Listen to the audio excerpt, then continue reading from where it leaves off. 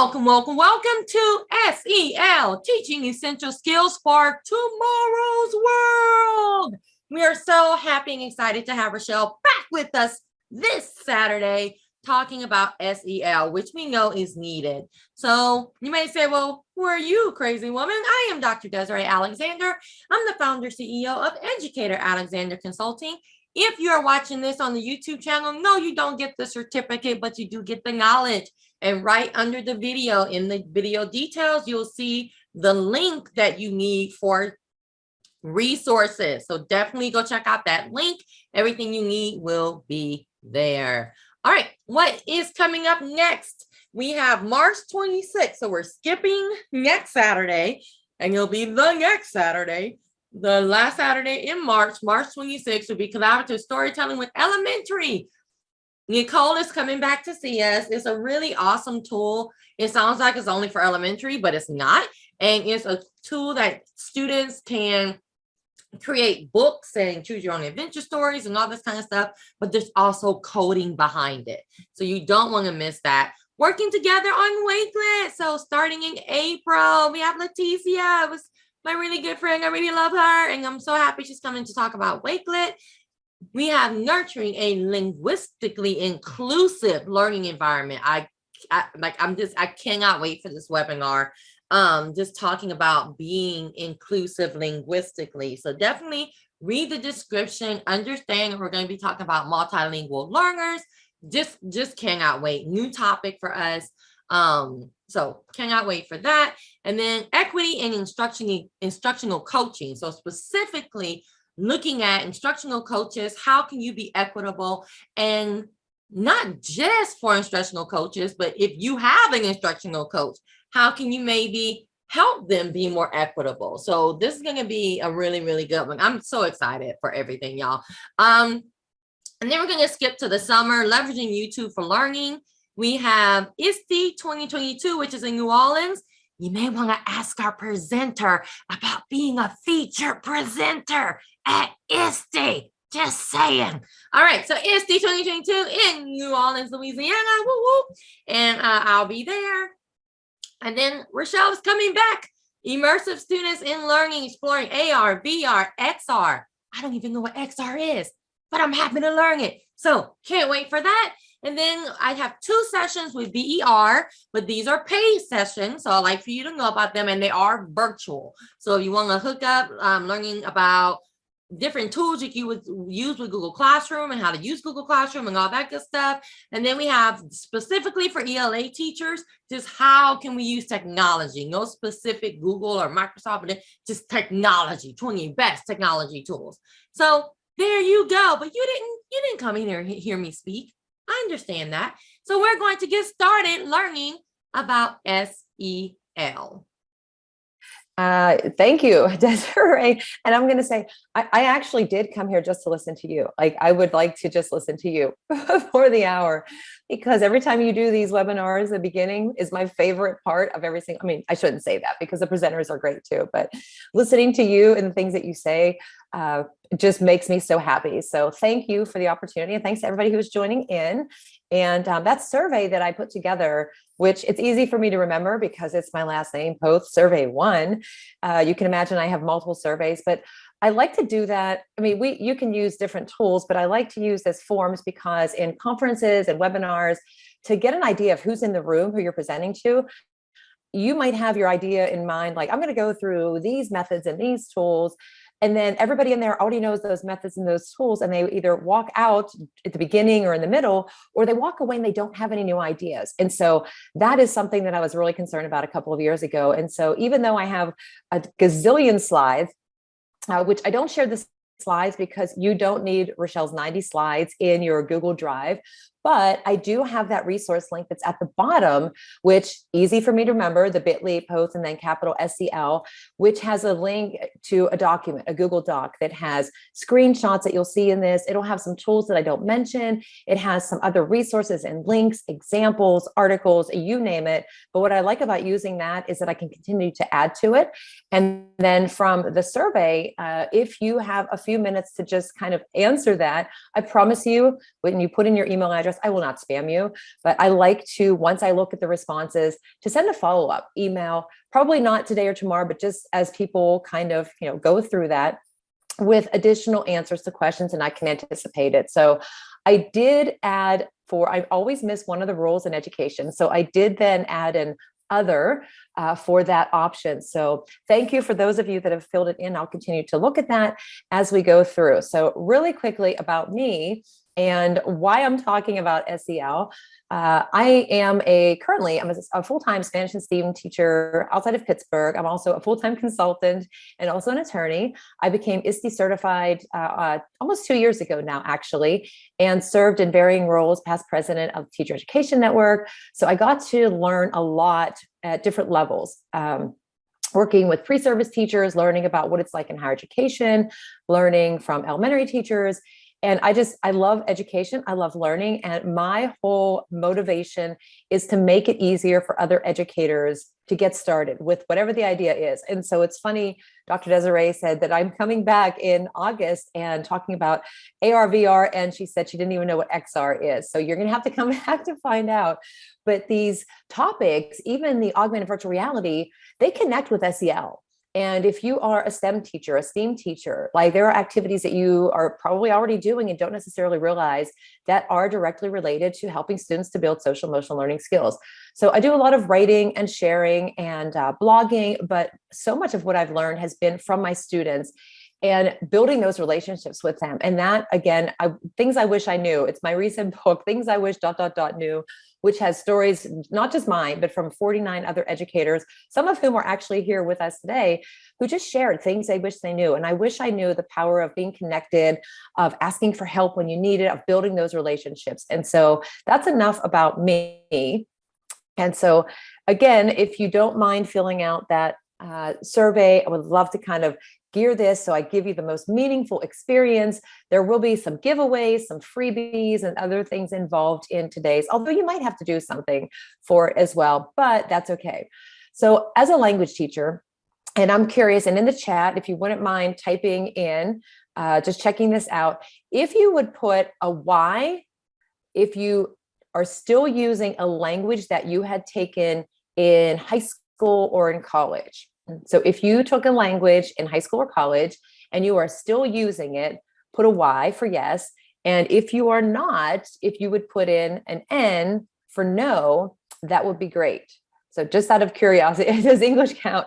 Yeah, Lisa, good point. Yeah, it can, right? Because we have people who are not necessarily, English is not their first language. My students ask me often if I learned English after I learned Spanish because they think that I'm from Spain because I teach Spanish. I'm like, no, Spanish is actually the third language that I taught. Oh, Dr. Desiree, Spanish were in high school. That is fantastic. But the reason I ask that is because so often I hear, oh, I had 4 years, 5 years of a language, I'm not using it. Or my students will say, when am I ever going to use Spanish? And it's interesting to me now when I talk with them, they spend, a lot of the juniors that I have, spend time studying their AP English vocabulary words. And I laugh because they get so stressed out about learning the meanings of these words. And I say, do you realize that if you take a look at the root of some of those words, you can actually figure it out because of something you know in Spanish and apply it to the English. Or I say, do you think that when I was in your grade in junior, or was a junior in high school, that I thought I would be a Spanish teacher? I was taking French all the way through high school and college. So you never know. But realizing that, yes, I want them to know Spanish. I want them to be able to build those skills, but I need to give them other opportunities. And finding out what their interests are, who knows, over the next 5 or 10 years, how they're going to change, what they might become interested in, or goodness, who knows what the jobs will be. I realized I needed to prepare them for other things. So I'm loving seeing these comments about where you've studied and the languages that you use, lots of different languages there. So that is why I asked that. And these are some of the focus points that I decided I need to do something more. So thinking about preparing students for the future, I think in my classroom a couple of years ago, I noticed, and you may notice this in your schools as well, that sometimes the relationships aren't necessarily the best. And actually in the past 2 years, as we've transitioned, whether fully virtual, hybrid, in person, back and forth, it's been difficult to build those relationships between students, between ourselves and our students, with our colleagues, if we're not in that same physical space. So we have to find ways to create opportunities to build relationships, challenging experiences for all of us. And what I will say too is that SEL is important for students, but it's equally as important for us as adults, because we go through these same challenges in everyday life, in the work that we do, in our personal lives. So we have to continue to work on this ourselves and model it for our students, or those that we're learning and leading with, is what I like to say. Goal setting, decision making, managing emotions. I mean, how many times over the past 2 years have we experienced like just not knowing what to do, and like, where do I begin, and how do I balance all of these things? And I feel so overwhelmed. Helping students to get through that, but also ourselves, and then empathizing with others. And empathy is a key thing too. And a lot of people misunderstand, I was one of them, that like, what does empathy even mean? And I will say multiple times, I'm not an expert. It's SEL is something that is I'll say fairly new to me in the last 3 years. I've spent a lot of time learning more about it, definitely speaking about it, writing about it, presenting on it at different conferences. But somebody said to me a few years ago, so what are you doing for SEL? And I really didn't know what that meant. So I turned it on them. I said, wow, why don't you tell me what you're doing for SEL?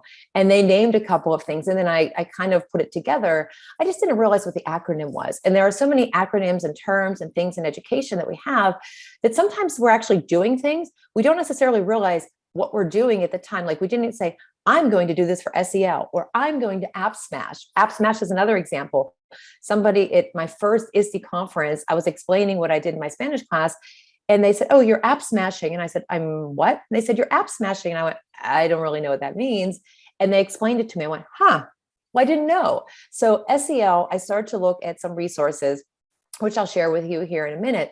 But thinking about, and this is just 2022. And so World Economic Forum, if anybody's familiar, puts out all of this information about job outlook, the skills that are needed, what employers want, how to prepare our students.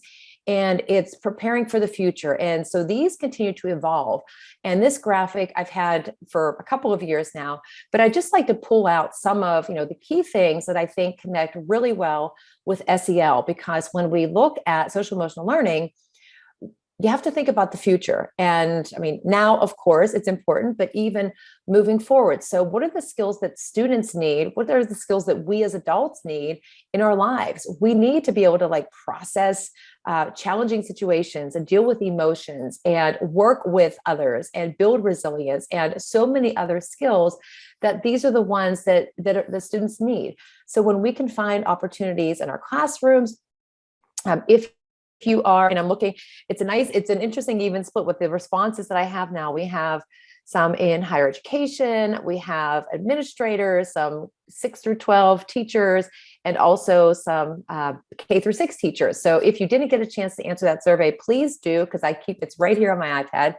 But I think about what can we do in our classrooms that helps students to build these skills, but also that help us to continue to learn and to push ourselves, to work through challenges, to stretch and grow, which is what we need to continue to do, because that's what we are, always learning. I always say learning as I go, works in progress. So the first thing that I recommend is that you go to CASEL, casel.org. And if you're not familiar, that is the Collaborative for Academic and Social Emotional Learning. And that was the very first place that I went to whenever somebody asked me about SEL. I'm like, okay, Google SEL. I found it. And this is a graphic that a friend of mine, Amy, who does amazing work, she's an educator in California, made for my ISTE book. And I just like how it represents the 5 competencies of SEL and the breakdown. And I won't spend time going through all of them, but just thinking through what you might be doing in your classroom for any of these. And I'm just curious, and in the chat, you can type this in as well.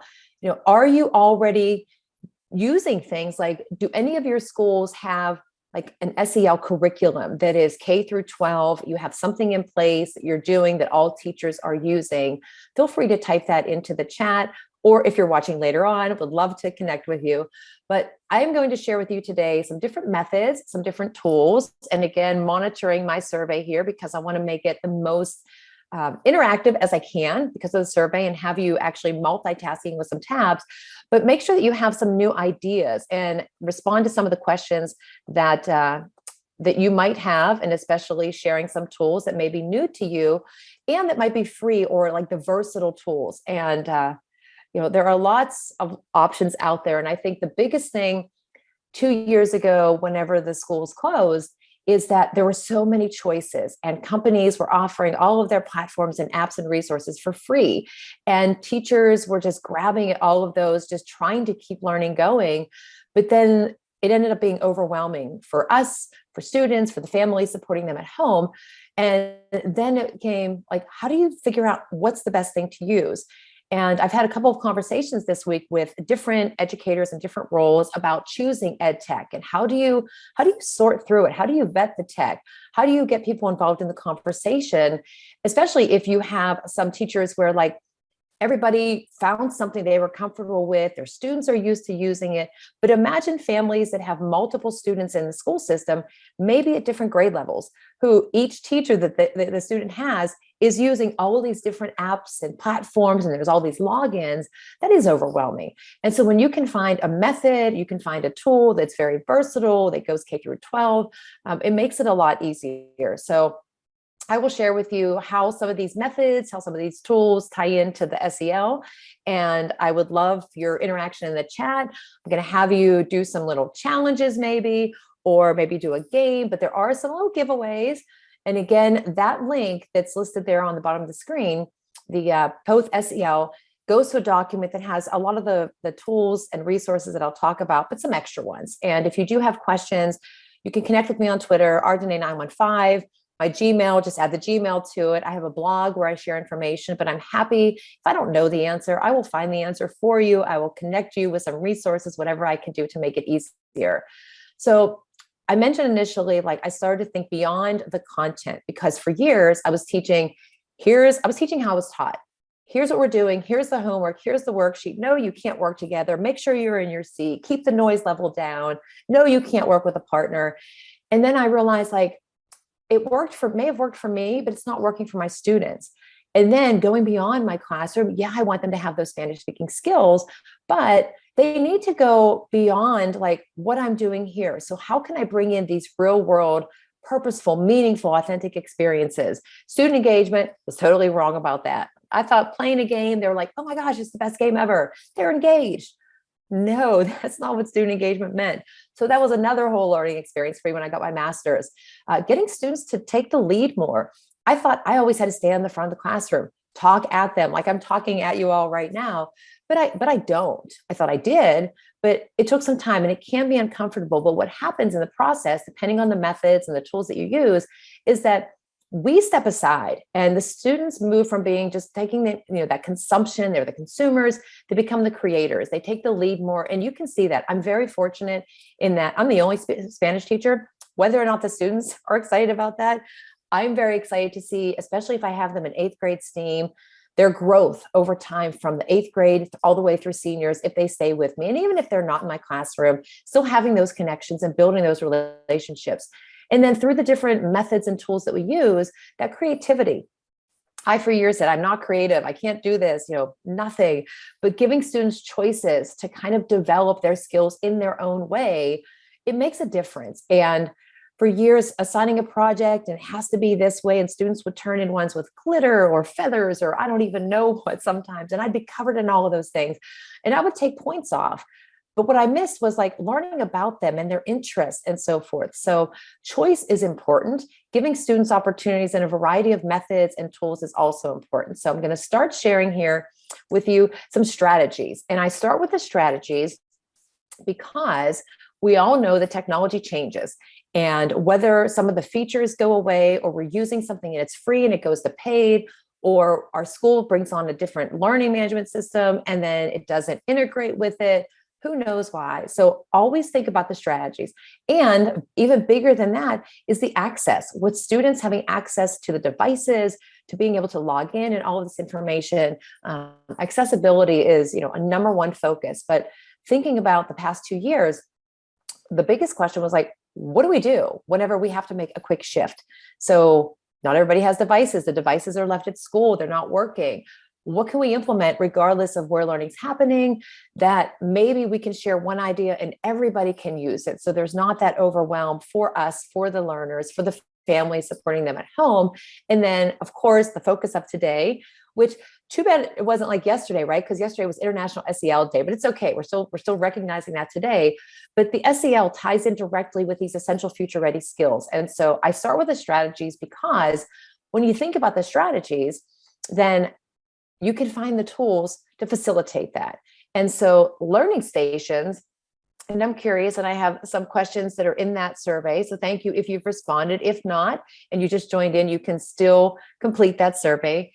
But learning stations are really great. Now, in my classroom, and if you would type in the chat, do you or have you used station rotations, learning stations? If you put a Y for yes or an N for no, I'm just curious, because when I did this, it was because one day in September, probably 4 years ago now, I looked at my classroom, which had, I think, 28 desks. And you can see in the pictures, like the chair is connected to the desk. And all I could do was just like move around the room. It was very difficult to get in between the rows. And I realized I was just standing at my students in front of the room, talking at them. And so one September morning, about 5 minutes before the students came in, I just said, I can't take the look of this room anymore. So I pushed all the desks around into these little clusters of 2 or 3 or 4. And I wouldn't let them in the classroom right away. And then they came in and they said, what is up with this room? And I said, just mix it up a little bit. Where do we sit? I said, sit wherever. Well, what are we going to do? I'm like, yeah, I'm going to figure that out right now. And I kind of fell into doing these stations. Now, I had a conversation with Catlin Tucker, who, if anybody, if you're not following Catlin Tucker, go to her website for her blog. She's written Blended Learning in Action, Balance with Blended Learning, but she has all of these ideas for learning stations. And I had a discussion with her about 2 years ago, and I said, yeah, I had no idea what I was doing, but it made a difference. And the benefits of this, when looking, especially, and I didn't, again, at the time, I didn't know with SEL, but when somebody said to me, oh, I use station rotations, and I went, I just started to do that. It can take time to get started, because you think about the different activities that you're using, what kind of materials you're going to use, the timing, how you're going to separate the students. If you're going to have like one where you are actually standing at that station teaching your students, or if you're going to kind of move around. I love seeing these yes, yes, yes, just recently. Thank you for answering these questions. Yep, Kahoot is there, Lisa. That's right. So what I did was, I thought about the typical class period, and we didn't do this all the time, but I thought, yeah, sometimes I have them do a worksheet.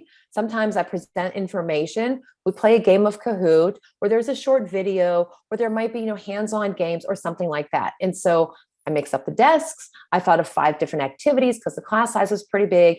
And I wrote all their names on little cards and I shuffled them up. And then I would put the names on the desks, and they came in and they sat with that group.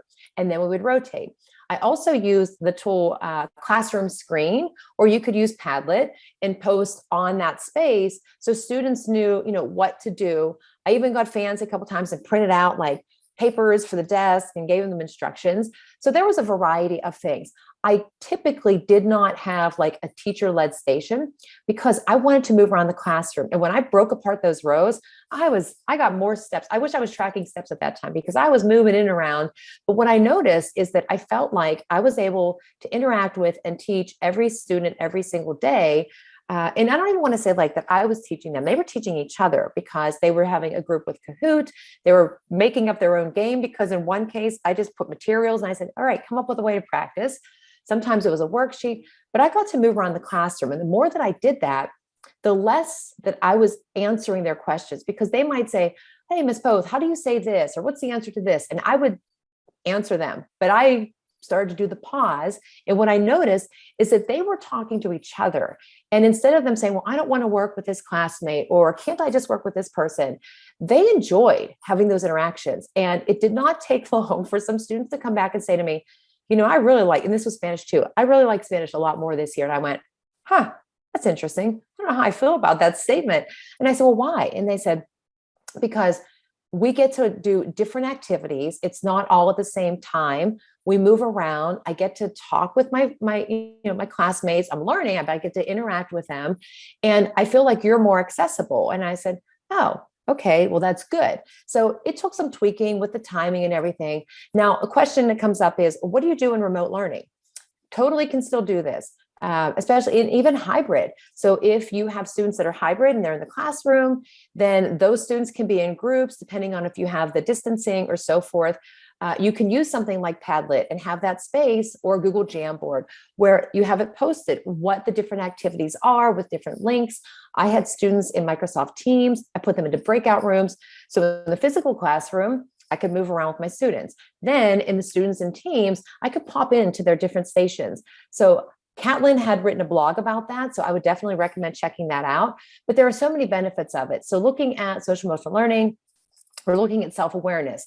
So if they're doing a game like a Kahoot or a Quizzes, they get that feedback to see what they got correct, what was incorrect, and they can kind of figure out like their own learning path a little bit. Social awareness, because they're building relationships, they're learning about each other, depending on the topic, they're learning about different places around the world where Spanish is spoken, the relationships, of course, decision making, like, okay, she gave us these materials, what are we going to do with this? And that self-management, because some of it is a little bit stressful, the timing of it, adjusting to it, working through some of those challenges that come with learning. So I definitely recommend learning stations. And then you figure out what the tools are. Hyperdocs. So again, I'm going to ask another question, and I have a video playing in the background there. The Hyperdoc Handbook, which was written by Lisa, Kelly, and Sarah, went there. It's great. And what I love about so many of these different things, the methods that I'll share with you and the tools that I'll share with you as well, is that you don't have to start from scratch. I'm not an expert on Hyperdocs, but I can tell you. And if anybody has the link, I think I put the link into my bit.ly Poth SEL, but there are tons of them already made. The one that's on the screen, what I did is I thought about activities, resources, materials that I would use in my classroom, or that I would give for kind of extra activities for students to practice, like a Quizlet, for example. And so the Hyperdoc essentially is a document that has the hyperlinks. Most people use Google to do that because there's a template. That's what they use in the book. That's what the website has as well. But you can use anything for, and I'll share some tools with you. You can use a Padlet, Wakelet, just throwing some names out there. The idea is that you have all of the links for whatever the websites are, the videos, the activities for students to work through at their own pace. It can be challenging for some students because in looking at self-management, that goal setting, some students really, they're used to being told, like, we're doing this at this pace, finish this by this point in time. This is the amount of time you should spend on this activity. And some students do need that support to kind of scaffold and structure like how they should work through it initially. Honestly, some of my students hated this experience because they were like, I don't know, am I supposed to do this all one period? And I said, goodness, no. The first time I used this was actually, I needed to be out of school for I almost said 4 years, for 4 days for a shoulder surgery. And I really didn't want to leave teaching 5 different types of courses, all these packets and papers. We did not have a Spanish speaking substitute. And so I found out about Hyperdocs. Again, I was like, all right, just diving into this. And I set it up for them. So I was able to see what they were doing. They were taking screenshots, or if they did a Kahoot or some other game-based activity or a Nearpod, I could see their responses. And so building self-awareness, they get the feedback by the activities that they do. The self-management, of course, ties in because they're setting their goals as they work through it. The decision-making about which ones to explore, because some of them, it was up to them to choose how they want to kind of enrich their learning experience. So it does help with the SEL in many different ways. So Hyperdocs, and I'll share tools with you how you can do that as well, is another great option for you to do. Some teachers refer to them as playlists, where you just have kind of a list of activities. They used to also be referred to as a lesson flow, where you start with one activity, kind of like a hook. It's the content, bring the students in, and then you just build in different activities for them to build their skills, but in a more authentic and personalized way, where it's at their own, in their own path, at their own pace, and then wherever they are, if they're learning at home. Okay, project-based learning. Yet another thing that Rachelle was completely wrong about. So in the chat, if you don't mind typing in whether or not you've used PBL. And I'll take a quick drink here. Path to mastery. I like that, Stormy. All right, so PBL And very rarely, it does take time to get started. Now, when I thought I was doing PBL, I actually wrote a blog on it about 4 years ago. Somebody asked me, are you doing PBL? Oh yeah, like what kind of a question is that? Isn't everybody doing PBL? And in my mind, I just thought it was projects. And I thought, of course, because doesn't everybody assign projects? Well, oh, great, Karen. So project-based learning to recommend, I would say, it used to be Buck Institute of Education, but they have PBL Works. And I have lots of resources, authentic, the essential elements of authentic project-based learning and the purpose behind it. But when I got started with this was probably almost 5 years ago now. I read the book.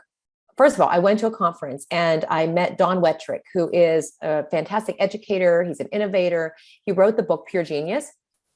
And I spoke with him about Genius Hour, which can have some similarities to project-based learning.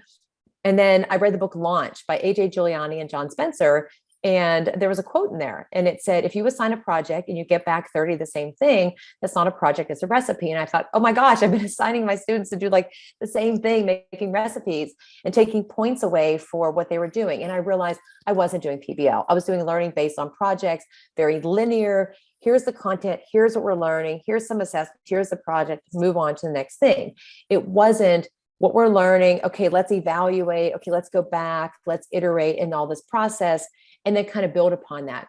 So what you do is you can go to, like I mentioned, the Buck Institute. Well, now it's PBL Works, but students can choose a topic. You can have, depending on your grade level, I know I have some elementary teachers. There is like this actually, if you could see the survey right now, you play Trivial Pursuit, the role in education is like the Trivial Pursuit. There's all different colors. Everybody is a different thing, which is awesome. So it's good to know that. The project-based learning, the purpose is giving students an opportunity to choose something that they're interested in, to explore on their own, to drive more independent learning. But when I started it, I sat my students down, I had them get a notebook, and I said, okay, here is why we're doing this. And that's another thing that I should mention. I always explain to my students why we're doing a certain method, why we're starting a new tool, what my goals are, and also take ownership in like, yeah, that didn't really work out how I planned it to. And I asked them for their feedback as well, because we need feedback just as much as they do. And so when I started the PBL, I had them write down what the elements were. Because I was teaching 3 levels of Spanish at the same time, this worked great for it because they weren't all in class on the same days. And so juniors and seniors were able to choose a topic. And some of them found out they didn't really do PBL. They did a project. They wanted to know what holiday traditions were like or what school was like. And it wasn't something that was deeper or meaningful or more authentic. I also tied in the United Nations 17 Sustainable Development Goals. And I have resources for that too shared in my document. But students were really invested in learning about like global issues and then looking at their community and coming up with solutions to it. And when we started, it was simply, I connected with two other classrooms, one in Spain and one in Argentina, for my students through Edmodo to have conversations with those students, to be able to ask questions about whatever their topic was about.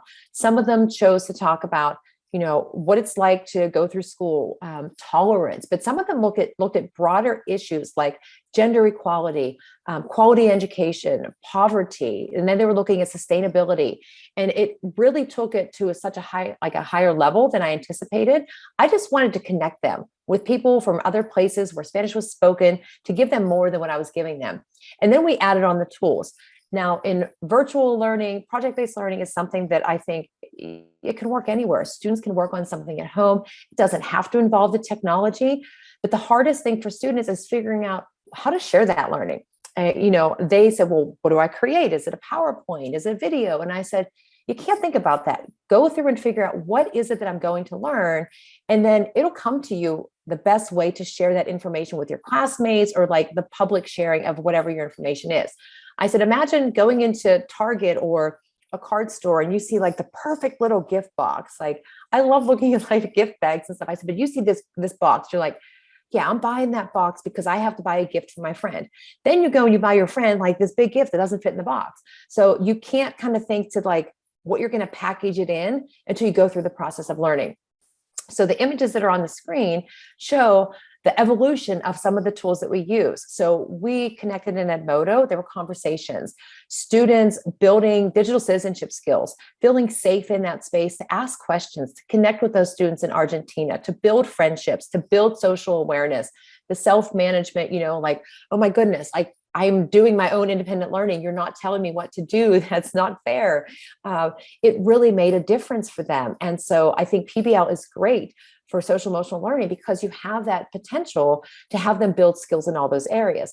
Now, you can do it a lot of different ways. I let students choose, and I said, one day a week, it's going to be the PBL day. Of course, Friday was that day. Sometimes they weren't working on it. They were working on calculus. And I told them, I am not going to hover over you. This is something for you to drive your own learning, to take that, build student agency, to find something that you are very interested in, and to see what you learn, and then to share it with everybody else. So we started with Edmodo.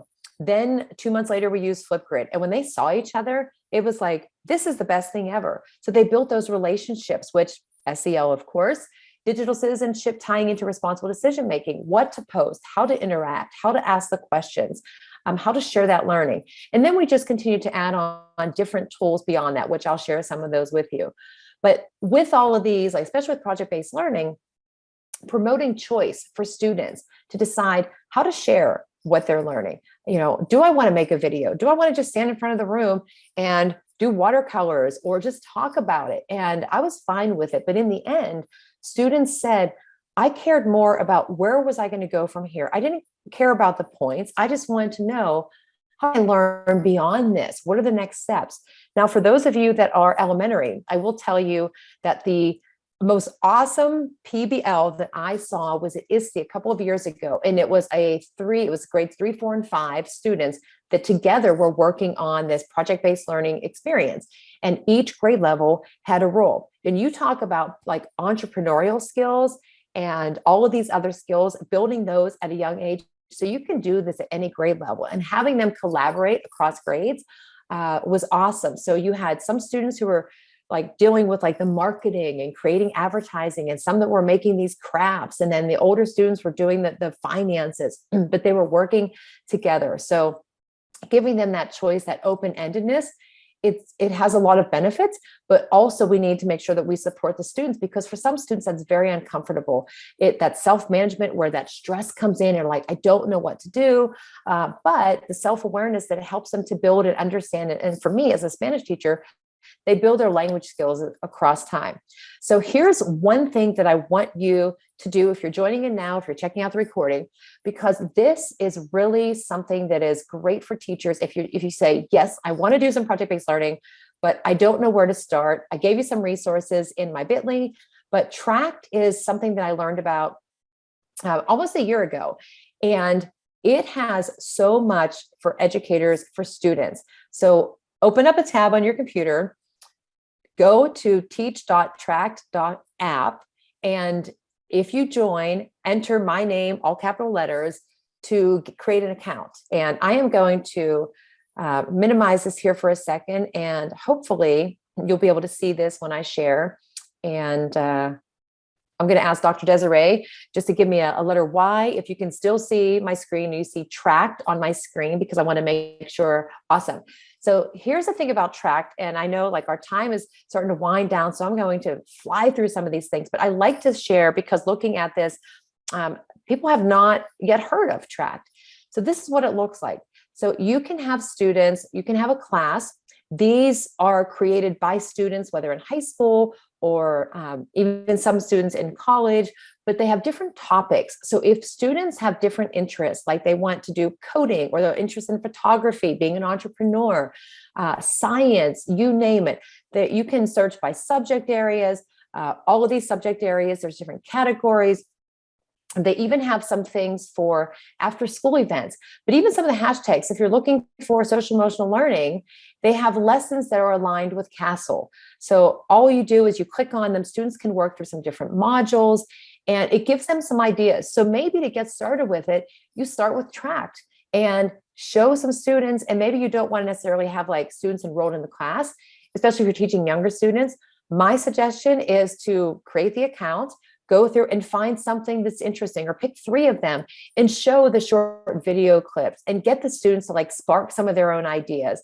But it has been, from everybody that I've heard that's been using this, they thought it was a really great way to start because it has so much available for teachers that there's not a learning curve with it. And there are some other fun aspects of it. Students can, oops, that was my other account. There's a prize board, and some of them even involve making kind of donations to different places, providing support to kids. It builds, planting a tree, helping girls go to school. So looking even at the sustainable development goals, it's fantastic. So if you didn't get to do that yet, I definitely recommend starting and creating an account with Tract. So that's my first one that I wanted to share with you. Now, let me go back to slideshow here. And, if you have questions, oh, wait, let me type that into, I just saw it, Gail. It's teach.tract.app. There we go. And then use my name, all capital. I think when you join, it asks for a code, and it's all capital Rachelle. And you could share that with anybody. So if you are, your school, you have other teachers and you're all thinking about PBL, definitely recommend going to do that as well. And next one, spaces. And I know from my survey that only a few of you have heard of spaces. And I will tell you, you can do a ton with this. It's great for using for, what was I going to say? Project-based learning. And if you're doing stations, my Spanish 2 students love this. And I started to use this with them a couple of months ago.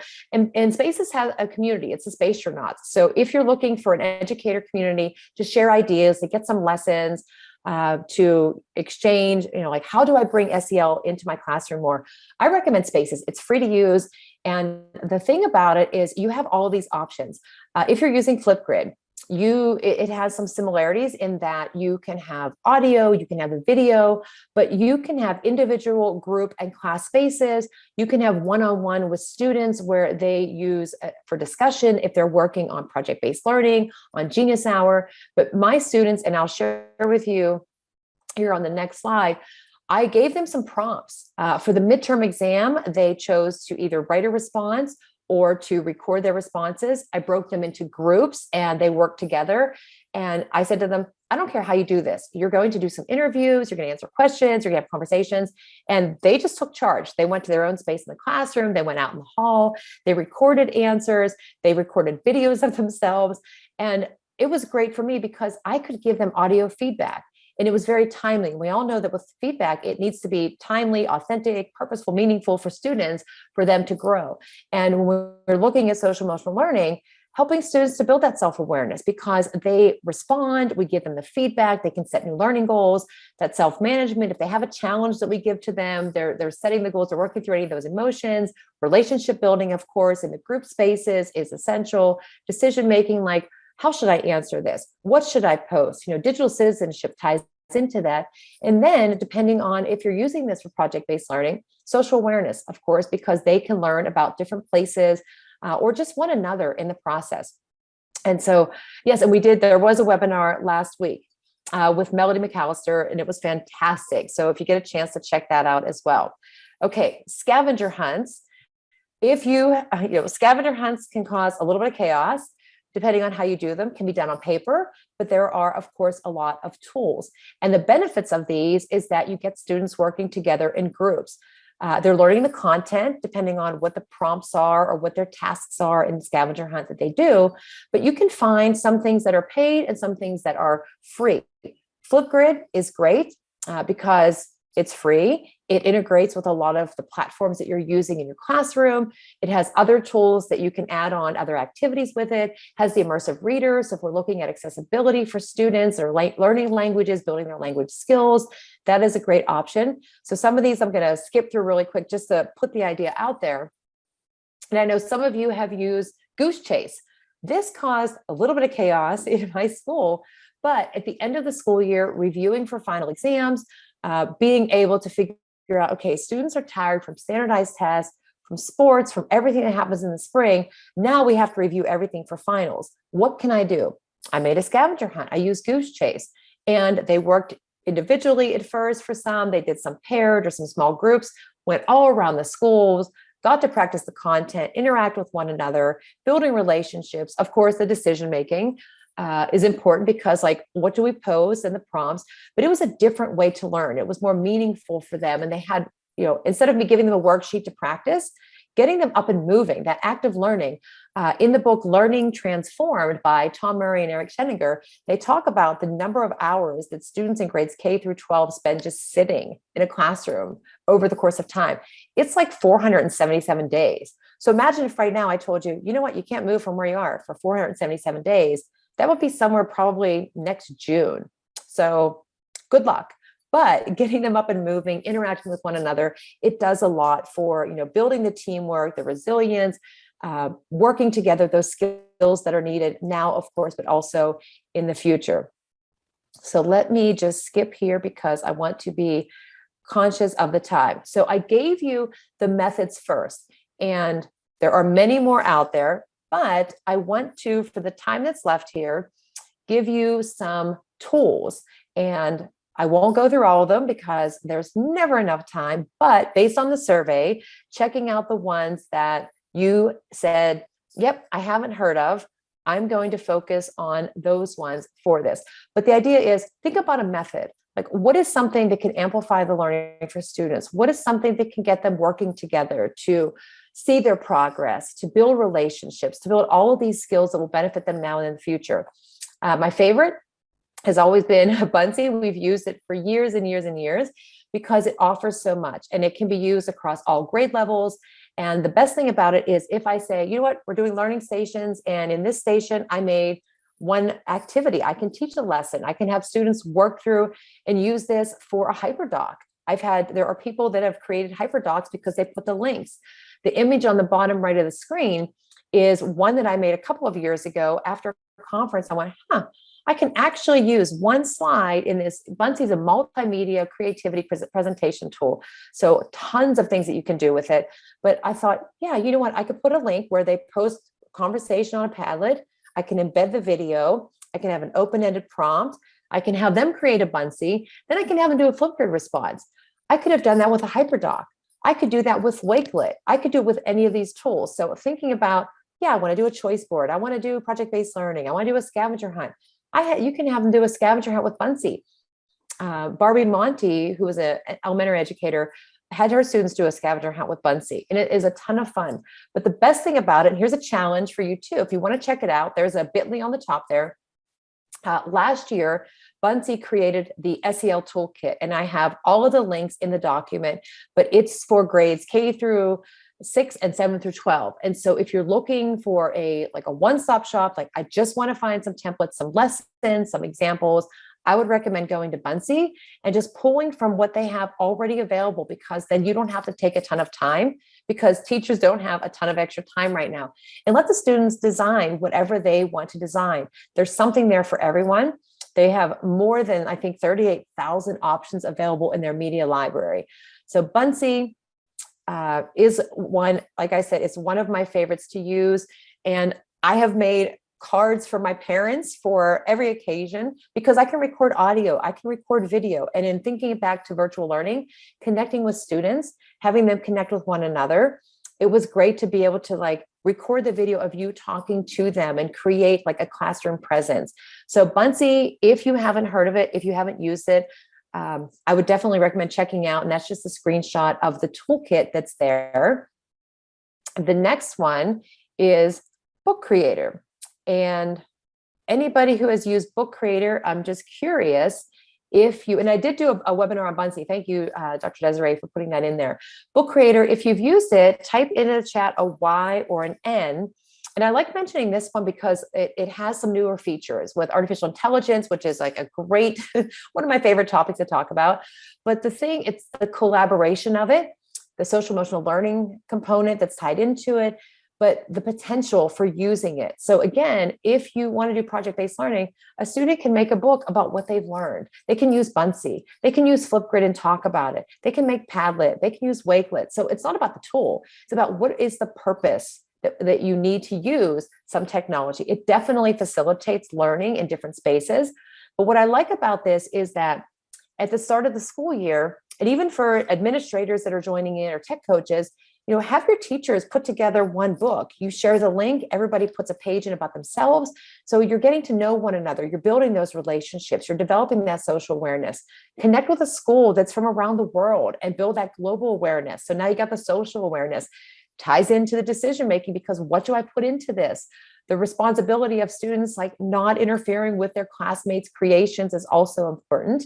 So they have some standards already in there for you for the ELA, for math, digital citizenship. They did also launch some SEL related templates for you to use. So elementary or high school, those are there for you. I was involved in one last year as well, but you can collaborate from anywhere.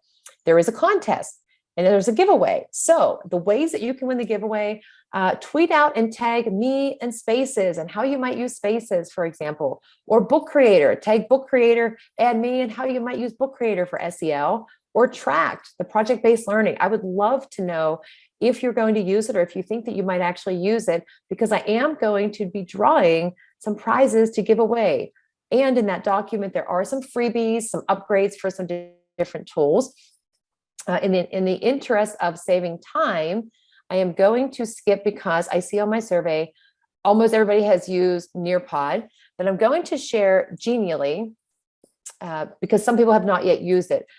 This is another presentation tool. So if you have students doing project-based learning, if you want them to collaborate, they can collaborate together on a presentation, building those collaborative skills, creating something that's purposeful and meaningful, all of these ready-made templates.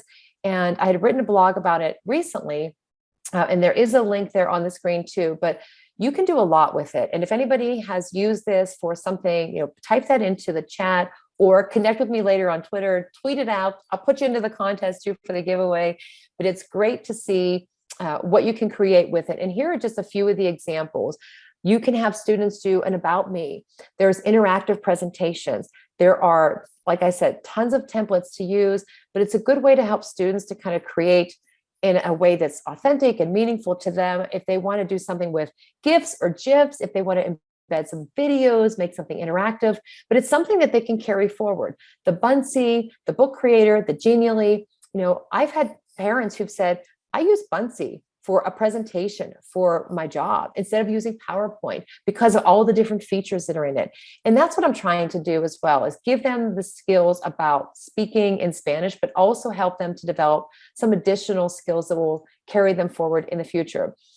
So as we wind down, the last one that I'm going to leave you with, because I know we have like 2 minutes, and looking at the survey, everybody has heard of Nearpod, so I'm going to bypass that. But I will say about game-based learning, and I was going to play a game with you if we had time, but that's okay, because you can open a tab and you can try it with your teachers if you're a coach, or your students. Game-based learning has a lot of benefits, and it does not have to involve the technology. You can have, like, I cut up these, I had the kids cut up all these verbs and pronouns, and I put them into little envelopes, and they were in their different groups. And I did not give them any instructions. I went, here you go. Here's some paper. Here's some glue. Okay. And they're like, what do we do? I went, well, you got to figure that out. So they collaborated. They communicated. They were very, very creative. They solved problems in the process. And all of the groups came up with something different. Was there a right answer? Yeah. Based on what the book told me, they were supposed to put the pronoun in the verb conjugation. But working together, they developed the relationships. They made the decisions. They built some self-awareness about, like, I need to study these verbs a little bit more. They were having conversations, a little social learning, because social emotional learning has to be social and have the emotions tied in. But it led to a lot of different benefits for them, because they created something and then we were able to use that in the classroom. Different hands-on games. It can be a card game. My favorite story to tell is the picture on the bottom left is taking students across the state of Pennsylvania to a conference in Harrisburg where they were presenting on technology tools we were using. And they were sitting next to each other, headphones on, or just sitting there, not talking, asking me, are we there yet after 30 minutes? And I'm like, we got like 3.5 hours left. So I said, let's play a game of Quizlet Live, which if you've played, you know that you don't actually need the board to project because the questions are all on their devices. So I picked 50s and 60s TV trivia, which those students would not really know anything about. I mean, I'd be surprised. So they're like, they had to talk, right? Like Hogan's Heroes, what's Hogan's Heroes? And then they started to figure out these TV shows.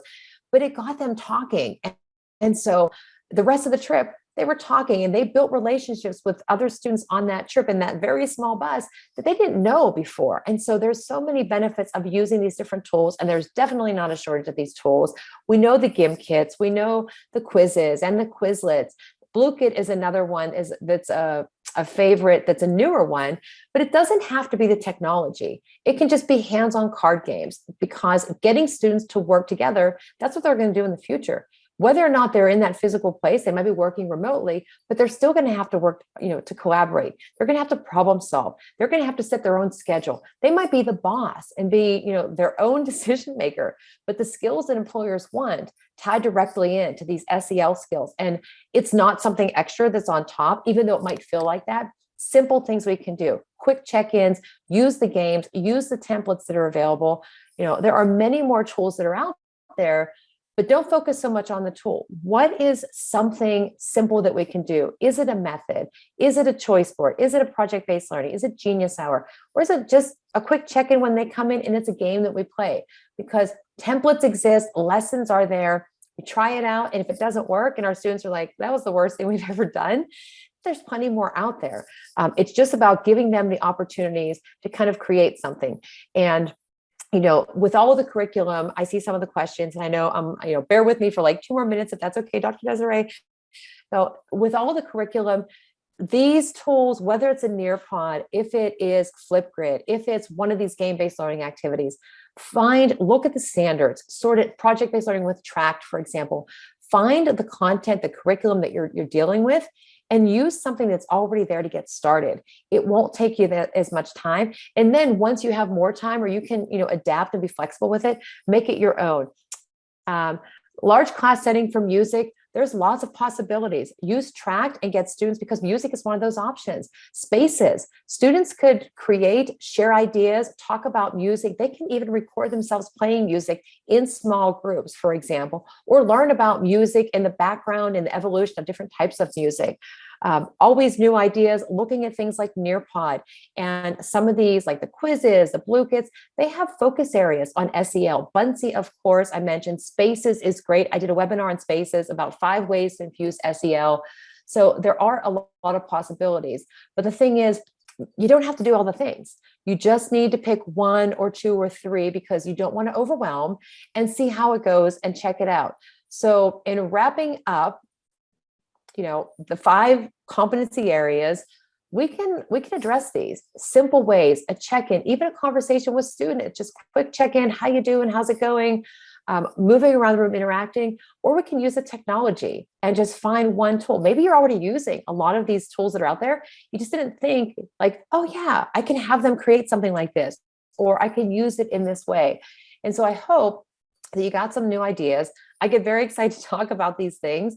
But if you have questions, don't hesitate to reach out, connect with me on Twitter, enter the giveaways, the Tract, tweet out, tag and follow Tract, and tell me like, yeah, I'm going to use PBL because they have entrepreneurship or music or coding, or Buncee, do the Buncee challenge. I have some codes, I have some licenses, I have a book or 2 I'm going to be sending out and giving away. And so I'm just here to help. Again, not the expert, but hopefully, you got some new ideas. I appreciate you filling in the survey, and I will not spam you, but I will send you some follow-up information based on some of those questions. And I really appreciate you joining in today, or if you're watching the recording. I'm going to keep the giveaway open for a little bit here, for probably a couple of days as people watch the recording, because I know some people were in transit today and on the move and couldn't join in live. So thank you so much, Dr. Desiree, for this opportunity, and for everybody who's joined in, and for responding into the chat, and for the survey. And I hope you have a fantastic rest of your Saturday, and make time for some self-care this weekend. Thanks, Lisa. Thanks, Karen. Thanks, Sarah. That was just the amount of resources is amazing. And then the ideas that go with them. Thank you so much. I did make it to where people can unmute if they have a question. So if they do, if I see the little microphone unmute, I'll call their name. But so if you want to ask a question, just unmute yourself. But besides that, thank you so very much. That was amazing again. Thank you. You're too much. We appreciate every time that you join us. Well, thank you. And so hopefully everybody was able to get into, the resources. There's a lot of things there. Please join the giveaways, tag on Twitter, any of those tracked spaces, join. Would love to hear how it's going for you.